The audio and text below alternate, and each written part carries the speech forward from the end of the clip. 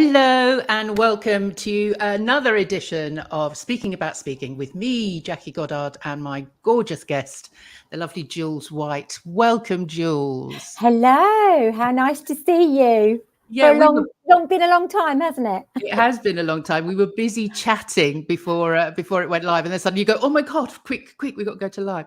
So yeah. I almost cut us off there as well. So apologies for that. But for those of you that don't know Jules, I'm going to give you a quick intro.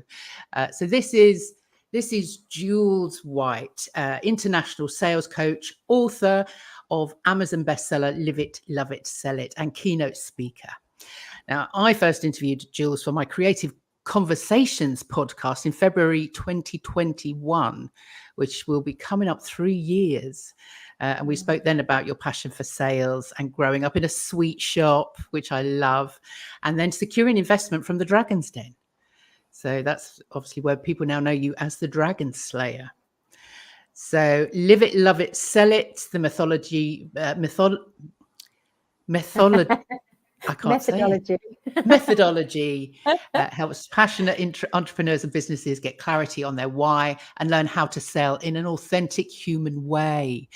She's an international inspirational sales speaker and talks about humanity, putting the humanity back into sales. Yeah. She's done a TEDx talk to 1,600 people in real life in Europe's biggest TEDx event in Brighton. So welcome, Jules. Your ultimate aim, it says here, is to make everyone fall in love with sales because life skills are sales skills. Yeah. And I say I couldn't agree more. And I bought your book and read it cover to cover, and in the hope that it would kind of really rub off and I would be able to do those kind of sales pitches. I have to say, I'm still not overly confident in selling, but I do see that being a speaker and speaking to your audience, whether you are in a space, a TEDx space or a boardroom or a networking space, when you are speaking about your business, you are selling. Would you say that's true? Yeah, 100%. And I think it's really interesting what you say. You know, I bought your book and we've interacted and you understand what I talk about and my methodology. And I think there's this whole myth that any sales training can make you an amazing salesperson overnight. And of course, we all know that none of these things can happen overnight. It is actually ongoing work. But I think when I've grown up through my 34 years of selling career, 34 years, Jackie, I've sort of thought about all of the training I had, and the training I had was just so prescriptive. It was so robotic. It was so complicated, actually, sometimes, that when I started Live It, Love It, Sell It, what I really wanted to do was simplify it and say to people, actually, if you're all having conversations and being you're ultimately starting a selling process. You know, whatever you're doing, whether you're selling the idea of doing something to your child or whether it's to a friend or whether it's in business, that whole conversation, that authentic conversation is the start of a selling process. And of course, there's other things to take into consideration, but the starting point is believing that you can sell, that you have something that you're passionate about, or you're doing something you're passionate about. And so actually your energy and your enthusiasm is going to create a conversation. You know, we've got to do a lot of trusting with this, I think, and stop sort of thinking, oh, do I need to say this next? Should I say that next? It's more about actually what instinctively do you want to do within a conversation? You know, I think that's really the basis of it, Jackie. Yeah, and it is, and I absolutely understand that. But so why then do people, including myself, get that kind of icky feeling when I've not yet been able to pick up a phone and make a sales call, a direct sales call. Yeah. What I do is I throw all of my content out there and say, this is me, here it is, this is what I do, this is how I can help you. And then just hope that people will come and find me, which I understand is not the best way to go. So how do you tell people to start that process?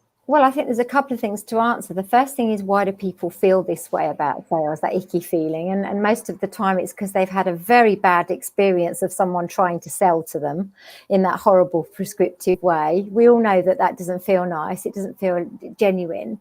So that's part of it. Then there's this whole fear of failure. So actually, if I do try and make and start this sales pitch to sell something I know this person needs, and then they say no, we are going to experience rejection.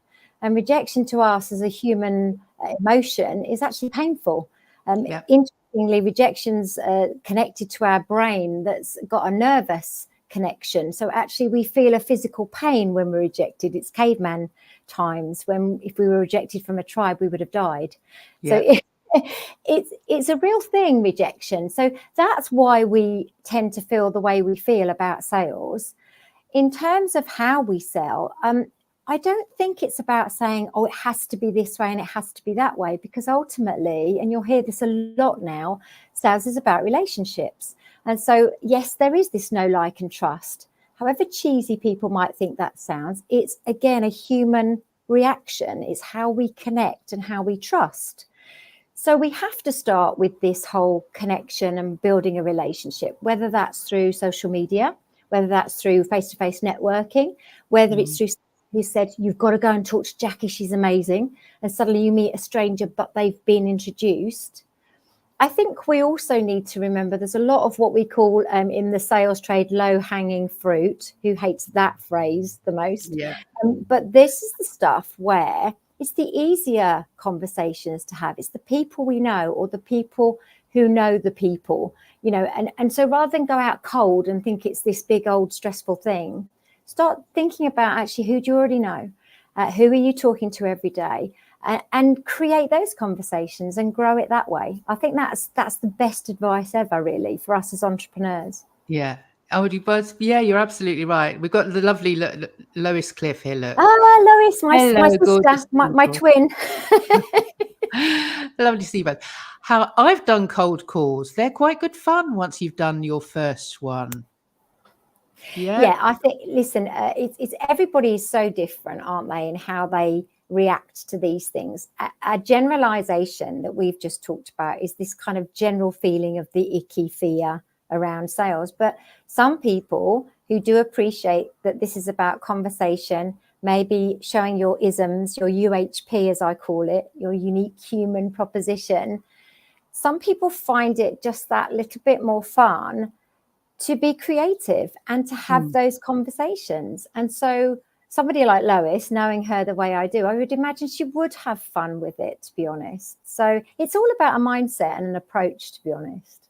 Yeah, absolutely. And we've got James here. Hello, James. Hi, James. Do you use humor? Sometimes it humanizes me, but on occasion the buyers don't take me seriously and I lose the sale because of it. How do you feel about using humor in sales? It's a great question. It's a great question. And we talk about humor a lot in the training I do, and equally in storytelling. So if you take storytelling just as an individual piece of your sales process, if you want to try and deliver humor, you've got to be really good at it. If you want to deliver like a joke, let's say, you've got to have that timing. You think about Michael McIntyre and you know, the likes. They are just so good at the timing and the delivery and the tone of how they deliver their jokes. What I do think we can do is deliver a humorous story that's our story. So something that's happened to us and it had a funny slant to it. That's the best way to use humor, because it's real. It's you telling a story about something that really did happen.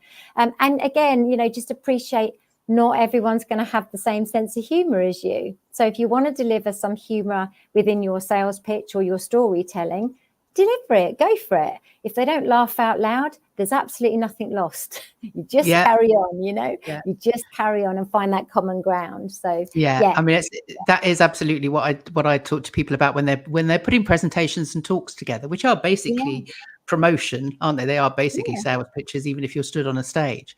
But absolutely, tell your own stories, because even when I'm teaching acting, the humor, when people are improvising, the humor comes from the most realistic. It does. And, you know, those stories that are real, that everybody can relate to, that resonate with people, they're the ones that you will find the humor in. There's There was there's nothing as strange as fact sometimes. No, that's it. There was this moment in my TEDx where I talked about, this sounds really terrible, but I was losing my dad. My dad was dying, and we had some amazing moments in the hospice, which I can really talk about now with a smile on my face, because he was very fun. And I was saying to the audience, my dad was organising his funeral with me, and then I sort of turned to one side and said to the audience, he was so demanding. And I said it very naturally in my storytelling. And of course, I could hear the audience really laugh at that, and those are the things I think that are really powerful, using that kind of humour when it's just a very natural moment. I guess the other thing to say, Jackie, is if you're not comfortable with using humour, just don't use it. You have a choice, don't you? So just don't try and do and be things that aren't comfortable for you. That aren't comfortable, that aren't you. That's the other thing, isn't it? It's, when you're comfortable in yourself and your own stories, and once you know who you are and why you're doing what you're doing, then I think that it does come easier to be that person making that sale, and I think that it is knowing your audience as well. There's no point going into an audience that you don't know who's out there. Is check out who your audience are before you start sort of making those humorous remarks, just in case. You never know. Very much. Yeah. Good questions. Yeah. Got another one here from Nicola Ward. Oh, Nicola Ward. Oh, amazing. I've worked with this lady. She is a wonderful salesperson. Well, Nicola says, when you have that relationship with a coach, economic buyer, how do you approach referrals to other colleagues, departments, or contacts within their network? I guess you're potentially asking, how do you sort of get those? How do you ask for those, if you like? Is that what you mean, Nicola? I'm going to guess that's what you do mean. I think that it's about the fact that you have a relationship that's strong enough, that has the trust, that you're able to actually be very natural with this person. Potentially you've already delivered a great service, so they already know you're good at what you do. I think it's just very simply saying, who else do you know? Who else do you know who may have needs like you've had that I can have a conversation with? It's literally just simplifying those questions again. It's a bit don't ask, don't get, isn't it, I think, in life. So, who do you know? Who else do you think I could have a conversation with who has a need for what I'm selling currently? That's, I think, as simple as it can be, really. Yeah.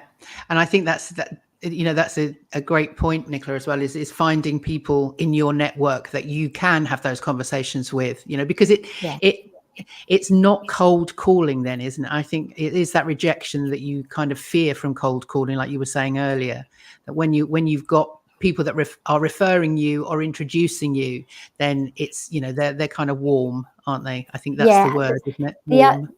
Definitely. Yeah. And the other part of it, I think, is that if you're having a new conversation with someone who is connected perhaps with a previous client, you can use storytelling again. So again, don't be frightened of the whole storytelling. So when I worked with Nicola, for example, this would be the story I could tell. So this is what we did together, and actually this is how it helped her. And she told me this, and she came back and let me know that was successful and this worked, and whatever it might be.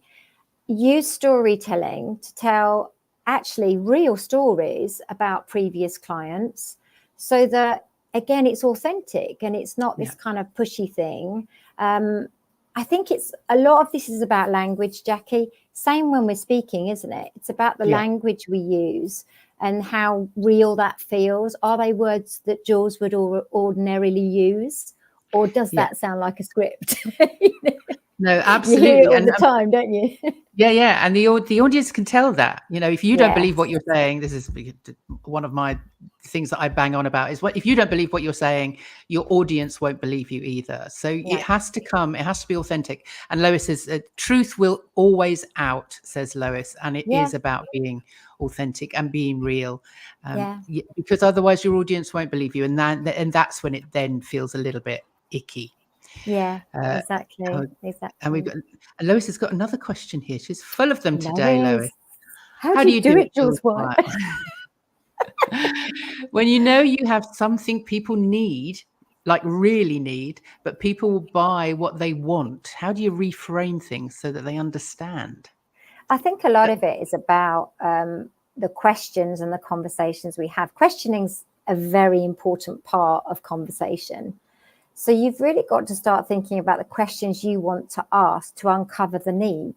Because what happens is you're talking about somebody buying what they want to buy. We should never doubt what they want to buy. The customer knows what they want to buy. What we then do is enhance that, maybe broaden their thinking. But you can only do that by understanding why they think that's what they need. So the conversation and the questioning is really important. Get to the bottom of why that customer thinks that's what they need, and expand on that, and take as long as you need to do that. Don't rush the whole questioning and what we call the fact find, if you want an official name for it. Don't rush that, because we have to get to the bottom of how they think. They won't be thinking like we think. They'll be down a track. They'll have had advice from other people. They'll have seen a review that they liked, whatever it might be. They'll then be set in their mind that this is what they want to buy. They might be a brand advocate. You know, there's loads of different reasons why people will go down a path, but find out what that is. What are you frightened about to change and try something new? You know, is there a fear around that? What's the reason you won't try something new? You know, how can we look at new options for you?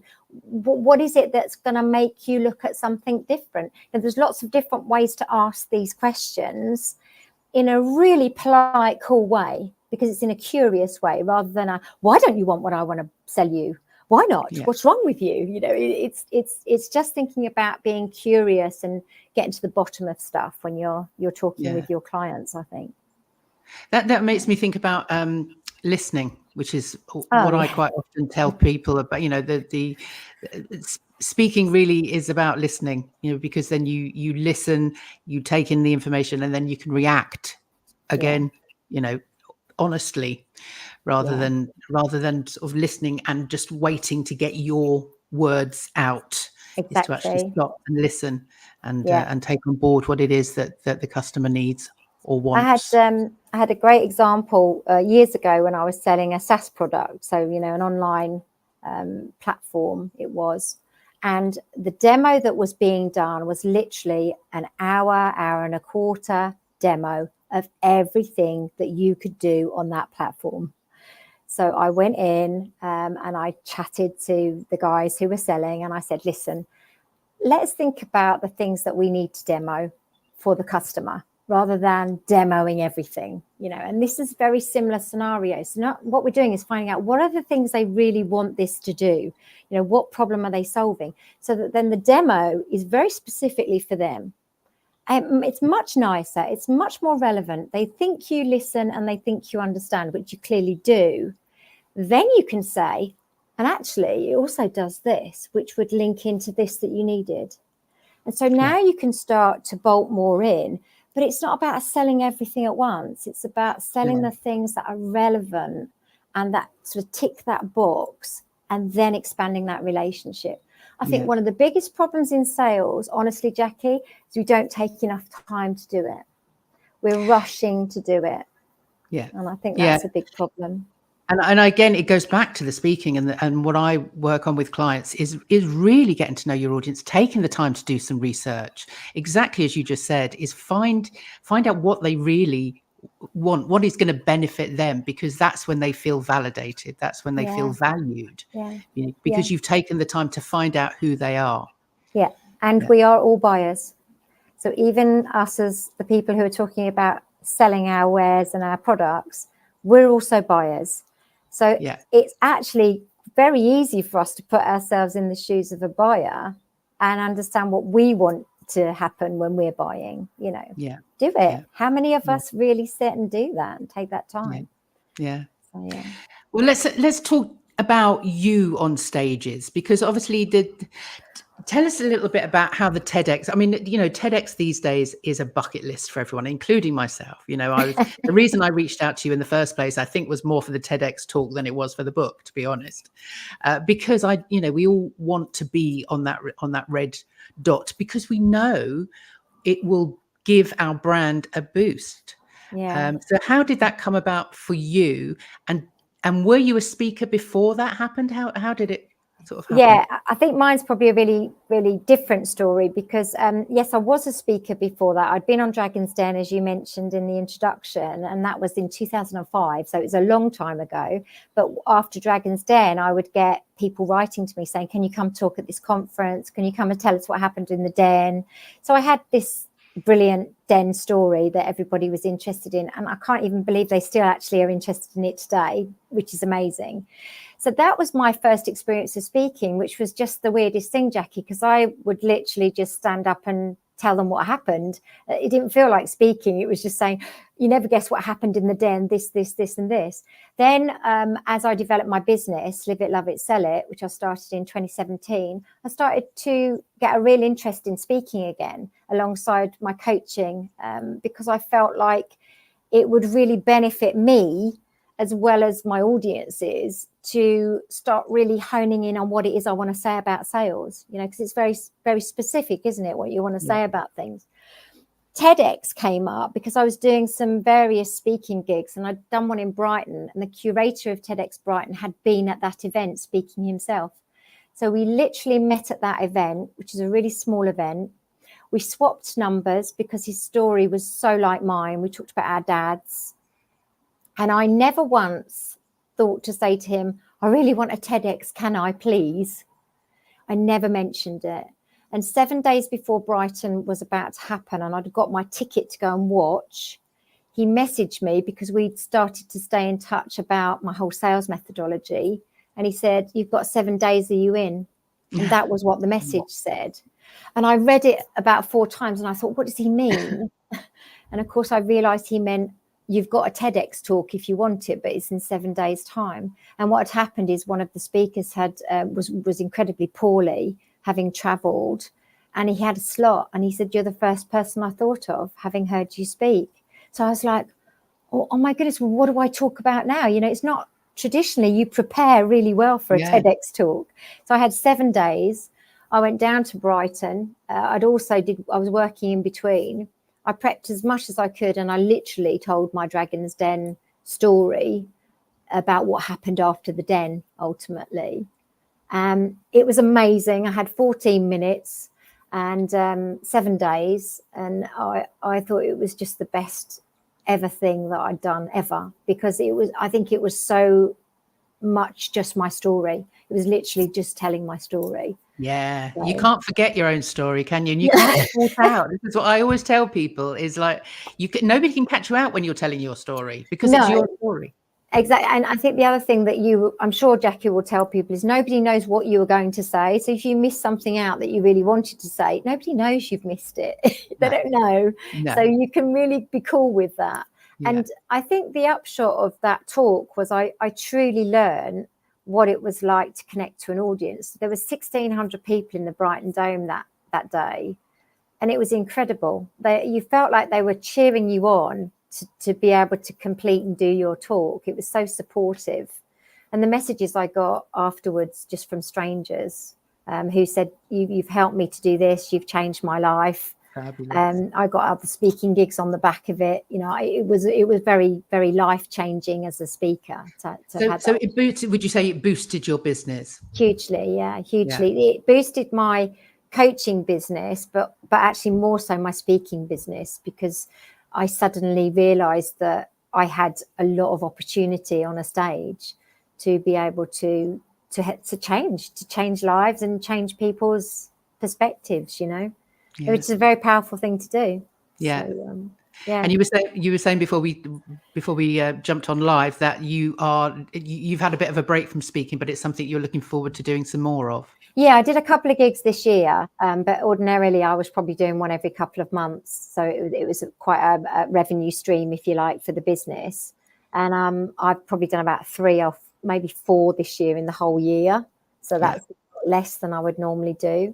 But I've just loved it. Every time I've done it, I've loved it. And I think now when I get on stage, Jackie, I just have a very different feeling. It feels very natural. I don't get the fear I used to get. I just thrive. You know, I don't know. It's just like I'm a slightly different person when I'm on stage somehow. Yeah. It's lovely. Do you recognize a moment that it changed, that it went from sort of being frightened to excited?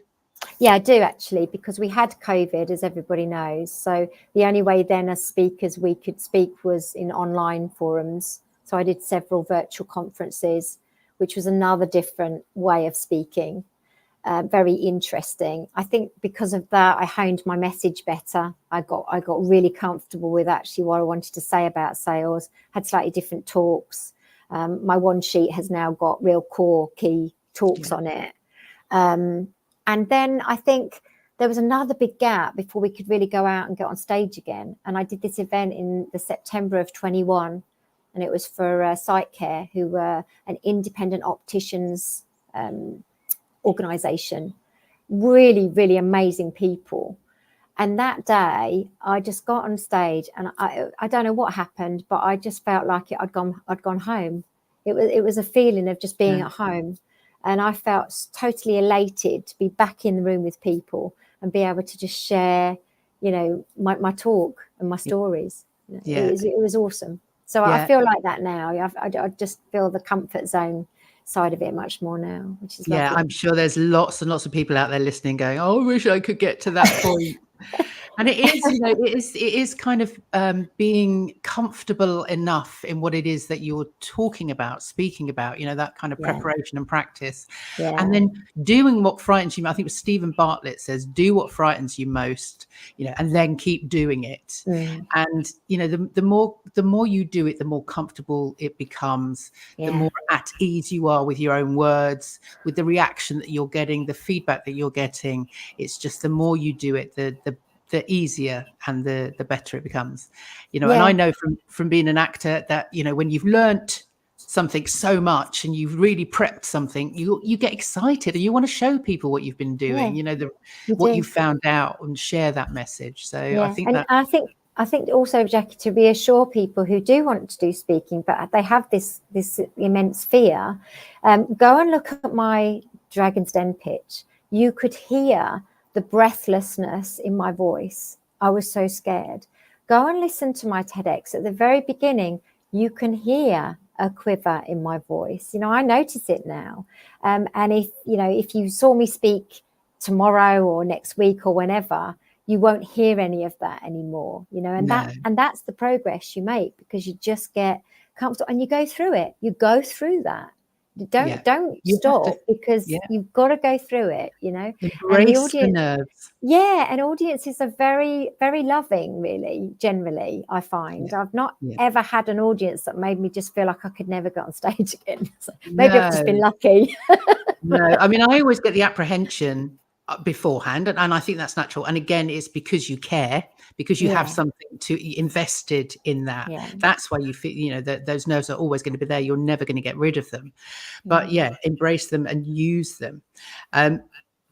Lois here is saying that she is. Hold on, let's put this up and you can read this out here. I always used to get butterflies on September the 1st. This is from being a teacher. 2 minutes into lesson 1.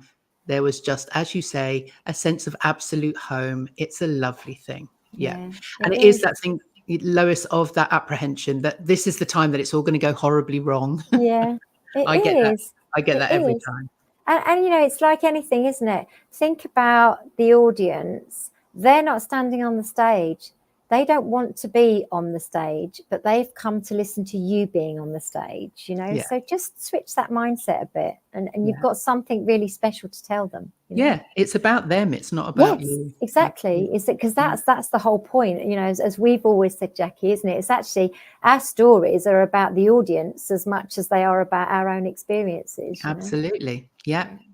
I mean, just very quickly, because we are up to our 30 minutes, but I just wanted to, I know the pitch to Dragon's Den, I can imagine that must have been completely nerve-wracking, because you are invested in that, because obviously that's your business on the line, really. So that must 100%. have been. It was. And I had 2 weeks to do that, by the way. I seem to be the last minute girl, So 2 weeks, get on, do it. 7 days, get on, do it. So maybe that's where I thrive the best, last minute.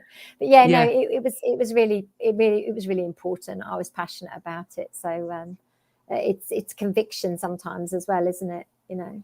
So Absolutely. yeah. So last question then before we disappear. What makes a good speaker good and a bad speaker suck? A good speaker good, I think, is, as we've just mentioned, being able to create something for the audience when they speak, so that the audience takes something away and the audience feels like actually you're talking to them, even though you might be telling your story, but you're talking to them, you're giving them acknowledgement that this is about you too. So it's like this inclusive thing. I think that's a good speaker. Bad speaker sucks. Terrible death by PowerPoint, I guess, is one. But I think it's about, making it too self-centered. Being too much about you can also put an audience off because they don't feel involved or included, and it feels like a brag, which is never a nice feeling. So yeah, it's definitely about getting a balance with that connection to the audience. Like you say, know the audience and understand what it is they're going to want to take away from you being there on stage, and then spending that time with you, because they're investing time with you, aren't they, at the end of the day? Absolutely. So, yeah. Brilliant. Oh, well, thank you so much for being here this afternoon, Jules. I really enjoyed it. Really enjoyed it. I've got here your this is your website. If people want to come and find you. Live it, love it, sell it.co.uk. And there's a book section on the website where they can actually find all the links to get the book. Fabulous. Because it's an amazing Christmas present, obviously, but it is it's on there, Amazon, and you can also order it direct and get a signed copy. So yeah, have a look for that, because brilliant. And will people be able to find you on LinkedIn? Oh yes, Jules White on LinkedIn. Love you to connect if you're not already. That would be amazing. I haven't been massively present, but I'm coming back. So I've got a bit more time now. So excellent. And if you're watching on the replay, then please do put a comment in below the video, and we will endeavour to get back to you. It'd be lovely to hear from you definitely. too. If you'd like to find out more about me, then you can go to powertospeak.co.uk. Let's have a quick look if there's any other comments. Oh, just reading a PPT at someone. LOL. Hot tips for someone about to write their newsletter, both. Thank you. Okay. Nicola thoroughly recommended your book, Jules. Thank you so much, ladies. It's been great. Nicola. Thank you. Oh, thank you, Nicola. It's lovely to see you, Nicola. And Jackie, it's so nice to see you again. It's been too long. Let's do it again soon. Oh, yeah, it has been, Jules. We need a proper catch up. Next time I'm up your way, I'll come and find you. We'll have a coffee in real life, because we've never met in real life, have we? No, we must do that. Yeah, no, that'd be great. Lovely. And you have been my last power to speaking of the year. So thank you for that. And Merry Christmas. And Merry Christmas. Yes, happy holidays to everyone. And let's have a nice break and rest, ready for 2024.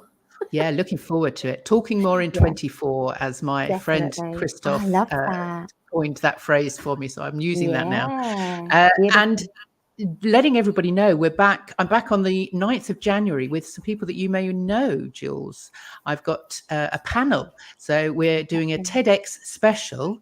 So I've got Trisha Lewis, who has also done a TEDx talk, Catherine Sandland, who is an event organizer up in Northwich, and Andrew Thorpe, who's done several Andrew Thorpe, and has also emceed a couple too. So that's going to be on January the 9th. So if you can join us, Jules, come in and put in some comments and join in. I so would enjoy that. Those people are amazing. Thank you so much, Jackie. Excellent. Well, Merry Christmas, everybody, and I will see you next year.